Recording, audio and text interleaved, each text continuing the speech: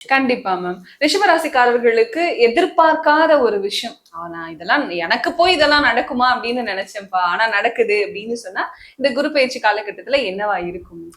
பொதுவா லவ் அவங்களுக்கு காதல் இருக்கு அப்படின்னா அந்த காதல் திருமணத்துல முடியறதுக்கான வாய்ப்புகள் வாய்ப்பு உண்டு. பொதுவா பாத்தீங்கன்னா ரிஷபத்தை ரொம்ப லவ் பண்றவங்க இவங்க தான் ரொம்ப லவ் பண்ணுவாங்க. அந்த ஆப்போசிட் பார்ட்னர் பெருசா லவ் பண்ணுவாங்களா? இல்ல எதிர்பார்ப்போட தான் இவங்க கிட்ட பழகுவாங்க. இது ஏடிஎம் மிஷின், பணம் காய்க்கிற மரம்.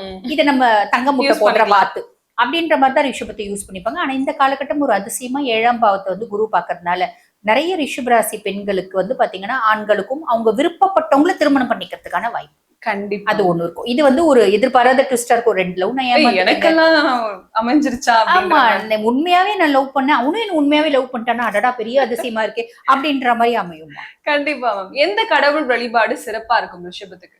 அம்பிகை வழிபாடுமா. எப்பயுமே ஏமாறக்கூடியவங்க யார வழிபாடு பண்ணும் அப்படின்னா அம்பிகை வழிபாடு பண்ணும். யாரும் நம்மள ஏமாத்த முடியாது.